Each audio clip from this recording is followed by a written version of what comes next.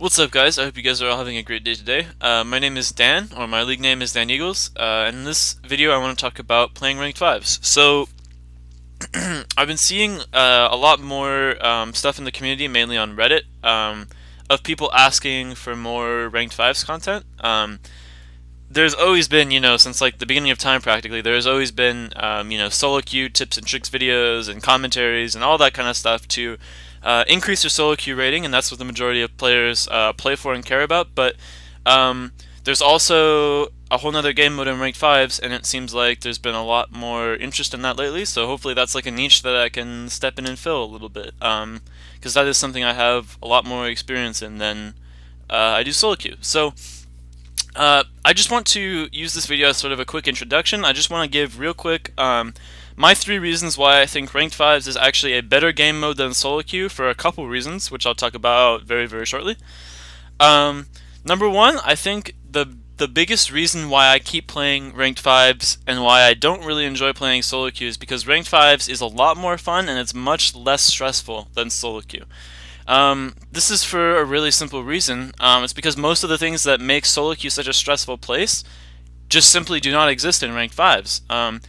There's no arguing over roles. I mean, you're playing with a group of 4 of, hopefully your friends who you've known for, at the very least, a couple days, maybe a couple weeks or months, or in my case, a couple years. So the last thing you're going to be doing is arguing about roles in champ select because you all already know what each other plays. So there's no arguing over stuff like that.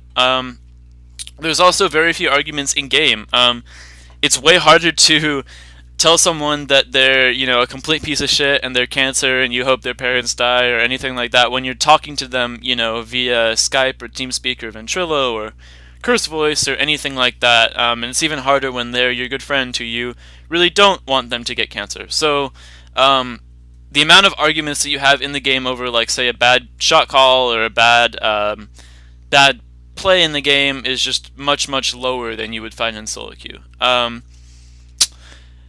Second major reason is because I think you will actually become a better player overall from playing ranked fives than from playing solo queue. Now, I realize this is probably a pretty controversial opinion, so let me talk about why I think this is the case. The main reason why I think you become better from ranked fives over solo queue is because you play against a much wider range of players.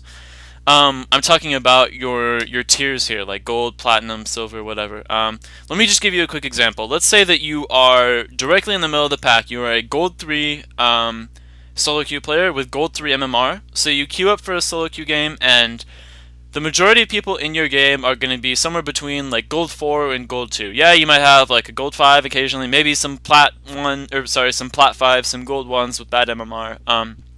Excuse me, but for the most part, you're going to be playing with people who are within a very, very narrow range of skill that it's really comparable to yours. You contrast this with ranked fives. Let's say you take 5 gold 3 players, you put them on a ranked fives team, and they queue up for a ranked fives game. In the first game, they might play against a team that's mostly silvers and golds. Next game, you might play against a team that's like a mix of golds and plats. Game after that, maybe you play against a team that has like a gold and 2 plats and 2 diamonds. You're going to play against a much, much wider range of players than you would simply from playing solo queue. Now, this brings up a really, really important point that I think is so important that I'm actually going to put it in this video, which I'm trying to keep really short. But I think this is probably one of, or the most important things that you have to keep in mind if you're thinking about seriously trying to get into ranked fives. And this is your mentality that you have to have going into every single game. Now, if you're the kind of player who, let's say you're gold 3, if you're the kind of player who, like, let's say you're playing mid lane, you queue up, you're in your ranked 5s game, and you notice that you're playing against a platinum 2 mid laner. If the very first thought that goes through your head is, oh my god, I'm probably gonna lose, I hope I really don't feed, I should pick something really, really safe so I don't screw up, I hope my team carries me, maybe I can ask my jungle to like camp my lane so I can make it through laning phase, you're going about it wrong. The most important thing you can ever do in ranked fives, especially if you're playing against players who you think are better than you, which is probably going to be at least a small amount of games, because that's just how the matchmaking system works. The most important thing you can do is to try to play to get better. And when you lose, and you are going to lose a lot, especially if you first start playing ranked fives, you have to go back, you have to watch your replays, you have to see why exactly you lost, okay? If you like, let me go back to my previous example. Let's say you're a gold 3 mid laner, you're playing against another mid laner who is Platinum 3, is a division higher than you. And you play the lane out and you get killed and you lose by like 20 or 30 CS. Rather than just saying, well, he's Plat, you know, of course he's better than me, I should expect to lose lane, he's a better player than me, blah, blah, blah, blah, blah. Okay. Rather than saying all that kind of stuff, all you need to do, you need to go back, you need to watch your replays, you need to figure out why he beat you. It does no good to just look at a player and look at their solo queue rating and say, well, because this medal that they have next to their name is shinier than the medal that I have next to my name, they are obviously just a better player, and there's nothing I could have done to beat them. That is the worst possible attitude you could have for ranked 5s. The best thing you can do is find out why you're losing, fix those mistakes, and then try to start winning. And that is the only way you're ever going to get better as a player, and it's the only way that I got better as a player, was by accepting that maybe players that are ranked higher than you aren't that much better than you. They just know how to do a couple things that you don't know how to do. And once you find those things out, the amount of skill that separates you from higher ranked players is not quite as high as it was before. So let's talk about the third reason why I think ranked 5s is maybe a bit of a better game mode than solo queue. It opens up a couple of completely new aspects of the game that honestly just do not really exist in solo queue, and those aspects are the pick ban phase and shot calling. Now, obviously I'm not claiming that there is like no pick ban phase in solo queue. Of course there is, but it's not really the same as in ranked 5s.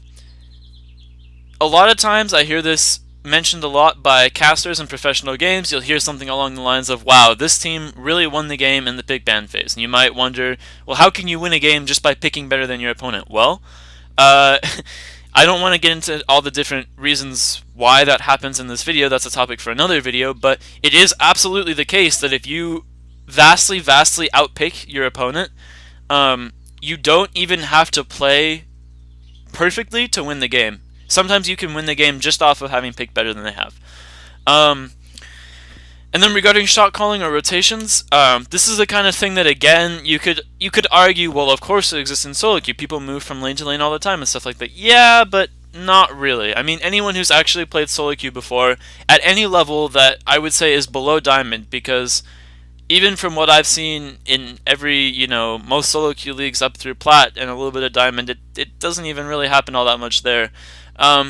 Is the concept of rotating and prioritizing different objectives and stuff like that. And when you play ranked 5s and you have 5 players that all have the same mindset, you're all on audio at the same time, and you all have a rough idea of what you want to accomplish in that game, given your team comp and given their team comp, the variety of different plays that you're able to execute as a team in that scenario is just vastly higher than you could do with that exact same team, but in solo queue.